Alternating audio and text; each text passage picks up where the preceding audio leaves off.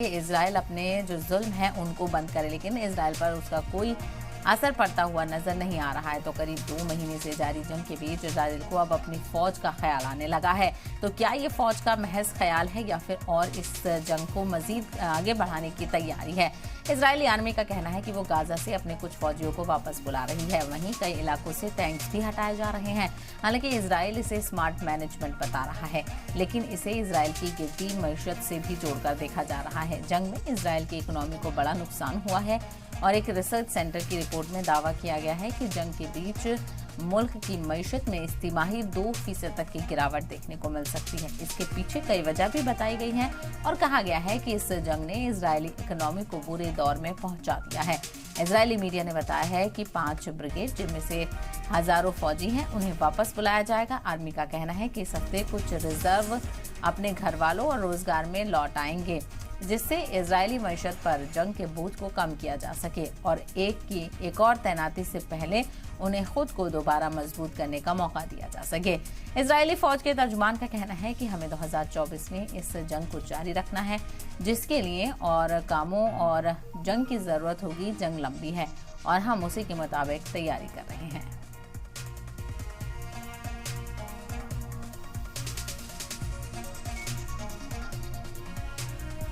तो इजराइल और हमास के बीच जंग को 2 महीने से ज्यादा का वक्त यहां पर हो चुका है और अब इस मामले को लेकर क्या कुछ पेशरफ्त है वो भी बातचीत करते हैं। हमारे साथ डिफेंस एक्सपर्ट जुड़ गए हैं, मेजर मोहम्मद अली शाह साहब। मोहम्मद अली शाह साहब, आपका बहुत इस्तकबाल है सलाम टीवी पर। सबसे पहला सवाल आपसे यही है, जो ये तब्दीली देखने को मिल रही है, 2024 में ये जंग दाखिल हो चुकी है, इजराइल की तरफ से जो फौजी और टैंकर्स हटाए जा रहे हैं, क्या इसको वाकई में स्मार्ट मैनेजमेंट कहा जाए या फिर इजराइल अब धीरे धीरे जो इंटरनेशनली उस पर दबाव बनाया जा रहा है उसका असर हो सकता है? ये जी, आपका बड़ा अच्छा सवाल है साहिबा जी। देखिए, बात ऐसी है कि इजराइल पे दबाव नहीं बनेगा, कहीं पे भी वो दबाव में नहीं आएंगे। वो पहले ही साफ जाहिर कर चुके हैं कि वो क्या चाहते हैं। वो चाहते हैं कि हमास का खात्मा हो, लेकिन हमास का खात्मा इतना आसान भी नहीं है। 40,000 लड़ाके हैं, तो यानी कि अगर आप रेशो भी निकालें और 20,000 से ज्यादा मासूमों, निर्दोष बच्चों, महिलाओं, बुजुर्गों की इसमें मौत हो चुकी है। तो अब अगर इजराइल भी टैक्टिकल मूवमेंट अभी टैंक अपनी हटा रहा है कुछ, क्योंकि नुकसान उनका भी हो रहा है। बल्कि 10 दिसंबर की घटना, जब उन्होंने 3 इजरायली होस्टेजेस अपने फ्रेंडली फायर में उन्होंने खुद मारे थे अपने हाथों से, जो उनके मदद मांग रहे थे, जो एसओएस की हेल्प मांगने आए थे। ये 14 दिसंबर को जाहिर हो गया था। ये जब एक ड्रोन के जरिए जब देखा गया तो ये 3 होस्टेजेस इनके खुद इन्होंने अपने ही मारे थे। तो ये क्योंकि बहुत ही जोश में कार्रवाई किया इन्होंने, गुस्से में आके, आक्रोश में आके, तो फटाफट रिएक्ट किया। अब आप देखिए, अगर ये टैक्टिकल मूवमेंट कर रहा है तो इस तरीके से मैं एक टैक्टिकल मूवमेंट मानूंगा मैं इसको। दबाव में मैं नहीं देख रहा। अगर दबाव में होता तो फिर वो हमने रोक चुका होता। फिर वो दबाव, अगर लोग दबाव डाल रहे हैं यहाँ, चाहे फ्रांस हो चाहे अमेरिका ने, तो कोई ऐसा कोई खास जेन्युइन दबाव तो डाला नहीं। हाँ, बस बोला है कि भाई बोलने में कुछ नहीं होता, आपको करके दिखाना होता है। तो इजराइल की जो एक तरीके से मैं टैक्टिकल मूवमेंट में मानूंगा, तो मैं ये टैक्टिकली वो स्ट्रेटेजिक अपनी रणनीति हल्की सी चेंज कर रहे हैं। लेकिन ये मुझे लगता नहीं, बदकिस्मती से, बड़े दुख से मुझे कहना पड़ रहा है कि ये हमले इजराइल और तोड़ करेगा और हमास वहीं पे ही, हमास को जो भी होस्टेजेस हैं, बंदियां छोड़ देनी चाहिए अब तक। लेकिन हमास भी नहीं छोड़ेगा इसकी सोच के कि अगर हमने छोड़ दिया तो हमारे पास क्या रह जाएगा, फिर हम क्या किस स्टैंड से उन डिमांड कर पाएंगे। तो इस तरीके से दोनों तौर से ये मेरे को और लंबा खींचते हुए नजर आ रहा है शायद साहिबा जी।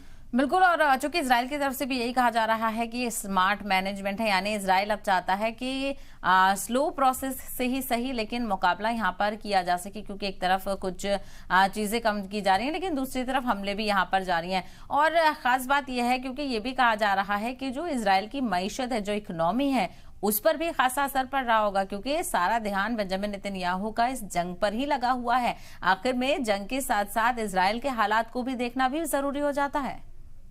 बिल्कुल दुरुस्त बात करिए आपने। देखिए, जब जंग होता है तो इसमें फायदा किसी का होता नहीं है, किसी का भी नहीं होता, सबका नुकसान होता है। और जो जंग लड़ रहे हैं उनका तो होता ही होता है, उसके अलावा अन्य अलग देशों को जो इनडायरेक्टली इफेक्टेड है पेरिफेरली, उनका भी होता है। जैसे हमारे प्रधानमंत्री साहब ने भी कहा था शुरुआत में कि जब रूस और यूक्रेन की जंग लड़ी शुरू हुई थी, तो जंग में फायदा किसी को होता नहीं है, नुकसान ही होता है।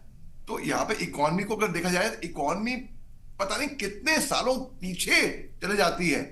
और ये बस पिक्चरों में, फिल्मों में दिखते हैं बस कि ये कि वॉर हो रही है, ढाए ढाए, और सोल्जर्स हो रहे वहां पे मार रहे हैं।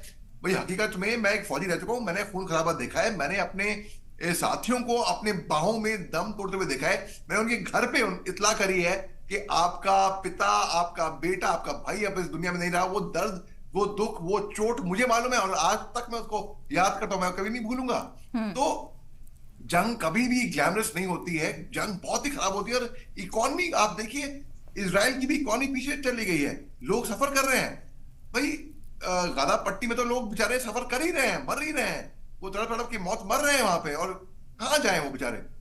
इसराइल जो हमले कर रहा है, उनका भी खर्चा बढ़ रहा है, उनकी भी इकोनॉमी जा रही है। तो एक तरीके से कोई भी दिल में जंग तो चाहेगा नहीं।